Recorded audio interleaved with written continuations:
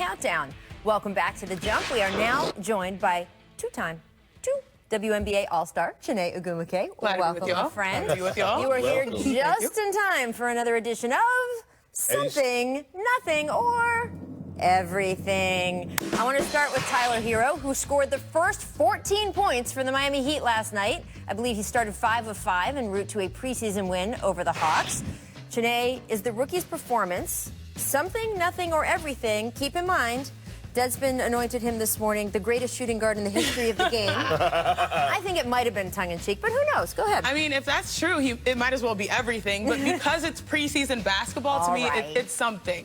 He's someone to keep an eye on. If Zion wasn't in this class, he could be like a Rookie of the Year candidate. People don't realize that during this time, he shot 53% from three, averaged 16 points in preseason. Like, that's someone I have my eye on. So I like Tyler Hero, his heroics. Oh, there we go. Oh, I see. I was waiting all day for that. There you go. What do you got, Kendrick? I think it's everything. I mean, the Heat took a lot of side eyes when they drafted him. And obviously, they look like they're giving him the opportunity to be aggressive and saying, hey, young fella, we are behind you. And guess what? He's been delivering so far. Because I knew when they drafted him, I was like, hold on, they drafted Tyler Hero. And ever since Summer League, he's been producing. And for him to come out like this, and they basically hand him the keys and support him, and he comes out and to deliver, I think it's everything. I will say something. He has a great coach who will find him ways to succeed in Eric Spoelstra. If you can shoot in today's NBA, you will be able to play and be productive. Can't be everything, though, because they still got my guy, Dion Waiters. Dion Waiters needs some minutes as shooting guard for the Miami Heat this year. Come back here, Dion Waiters. I don't know how Waiters Island competes in Tyler Hero Bay or what the relationship is. I don't know, but I do obviously the start that he's in, and it's going to be fun down there this year. Let's get to what Steve Kerr said about his team after the preseason loss to the Lakers last night. Quote, "We've talked about fouling over and over again, and we've got to defend without fouling. It's just really, really frustrating. If we don't get that cleaned up, we're in huge trouble this year. We know that."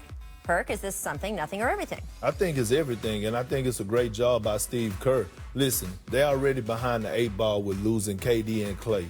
And they cannot get off to a slow start in the West, because if you get off to a slow start in the West, you're going to find yourself in the lottery. So I think that was a great job by Steve Kerr coming out publicly and criticizing the Warriors' defensive and rebounding, because that's where they lack it. We're losing those two guys and losing a couple centers at their position. I think that was a great job by Steve Kerr, so I think it's everything. I do think it's everything as well. I was just going to say something largely because, I mean, Marquise Chris, he actually produced from that position. He had 11 rebounds. But outside of that, there's a huge liability for the Warriors, and it's always been the case over their tenure, this modern championship run, that they have had liability at the center position defensively. Draymond Green at 6'6", what do they list him as now? 6'5", has been guarding dominant centers in this league, and I've been surprised, largely due to the evolution of the perimeter play. I've been surprised that other teams haven't exploited it. We saw in the Lakers preseason game at Golden State, clearly this is something that all teams are going to attack the rim. And AD had a field day. What was it, 17 points in the first 7 minutes or so? Right. This is something that Steve Kerr will continue to preach the whole season. Did you see that tall person shade they just threw at the rest of us? What do we do? That was just 6'5". Oh, yeah, you're right. For us, that's small, right? I don't think it was a tall thing. I think it was kind of like a Texas thing. It is Texas. H-Town stand over there. It's something because, listen, Steve Kerr has to make sure this group is not complacent. They can't just get through games and win the way they did the last 5 years getting the NBA Finals because they had the greatest collection of talent. But it's not everything, because last night, Steph Curry started off 2 for 11. Draymond Green didn't play. D'Angelo Russell didn't play. They're still without Willie Cauley-Stein and Klay Thompson. So let's not judge them based on this group. This won't be the group that really gets them to where they need to be. But it is something, because I think when we talk about the Warriors and what they've lost from last season, there's so much attention on the offense, right? Kevin Durant, one of the greatest offensive players ever in this game, right? The shooting they've lost from Klay Thompson while he's hurt. They get D'Angelo Russell in, and obviously he can be a good offensive player for them. But they've lost a ton of defense, right? These were exceptional defensive players that are not on the floor anymore. And I think it's something, because Steve Kerr is right. It's not just sloppiness here. They have a talent issue where their talent defensively is not what it's been the last few years. And it is something, as you say, Chiney, that people are going to attack. It's overall, I'm not even sure it's certainly that spot, but it's more than just that spot, at least until Klay gets back. All right, the Clippers. They have new Old English Los Angeles uniforms. They were designed by Mr. Cartoon, very legendary. I want to know if these are something, nothing, or everything, because shout out Chris Wallace from the Clippers. Okay. Sent me this That gear. Great. Dude, this is so awesome. Chris Wallace sent you that? I'm telling you, I'm going to maybe wear this for the next 3 days straight. I'm just saying. I was at the Sports Illustrated shoot where they shot the cover. You're going to see it on stands this week. Look at these jerseys and sort of how they look with the guys. What do you think? Something, nothing, or everything? Everything. Because They're so good, right? they're great, and they're even better because their regular uniforms are so trash. You have the clip art, huge symbol Why in you the gotta be middle. like that? No, I'm just serious. I like it, but it does. Like, the font reminds me of when I walk down Venice Boardwalk. Like you I think see that was the this. point. Yeah. That is the absolute Right? point, Yeah. though. You know, Yeah. people have dubbed it on Twitter like the Grand Theft Auto edition, but there's a reason. It's cultural. So here's a little quick story. Like, where I get my hair done is in Inglewood. And my hair lead was just talking about how the upcoming arena is really changing the culture of the city. And this is exactly what the Clippers wanted. Like, they wanted to be a part of Inglewood and the culture. And when you look around LA, you look at the graffiti and the artwork, it's Old English. If you look at Snoop Dogg's old albums, if you look at Nipsey Hussle, it's Old English. Right. This is the culture of the heart of LA, especially African American culture and Latino culture. So yes, I stand for this. I mean, these are really good. These are really good. I need a 3XL. There we go. Yeah. I Maybe don't 4X. think I didn't And a miss large. out. gonna Medium fit large. Kendrick, which is good. That means I can keep it. All right. Kyle Kuzma has been cleared for non-contact activity. He's been nursing a stress reaction in his left ankle. Dave, with the Lakers' regular season opener a week away. That's amazing, guys, by the way. This China thing has taken up so much attention. We're just a week from the regular season.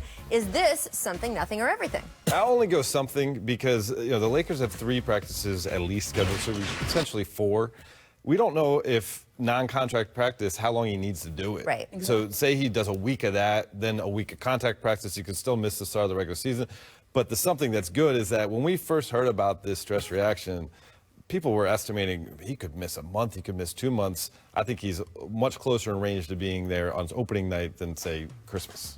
But I don't want to put pressure on Kyle Kuzma, even though I think this is like the year LeBron is turning, 35? Like, this is the time. I don't want to put pressure, which is why I sort of want to say nothing, because he needs to take his time to get back. And you said it, stress reactions turn into stress fractures, which Right. means broken. Like, you need to take your time and get right. So let's not put pressure on Kyle Kuzma. Make sure you, rehab. And as you mentioned, like, the contact factor will be the one thing I'm figuring out. Like, okay, that'll be a week or 2 weeks, or it could be 2 days based on how he feels. But he has to take his time. I'm starting to feel like the outcast because I'm Tell me. going to say it again.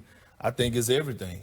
Because Kyle Kuzma is the most critical piece outside LeBron and AD, if not more. LeBron and AD are proven. Kyle Kuzma has to prove himself when it matters the most.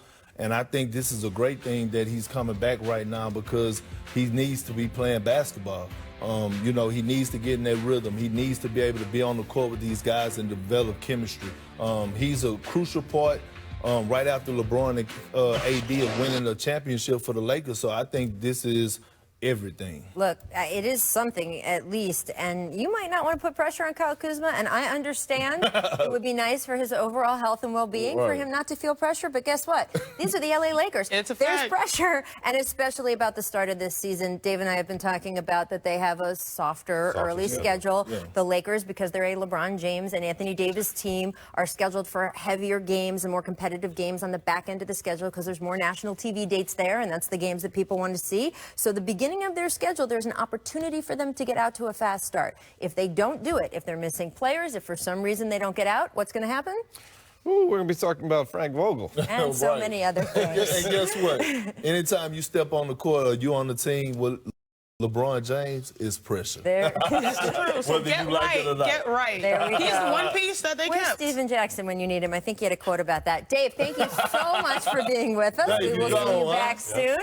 We will be back with these two after the break, but here's what the Jump recommends for today. Carl Anthony Towns, speaking to Mark Spears of the Undefeated, had a message for everyone doubting the Wolves this season. Quote, keep sleeping on us.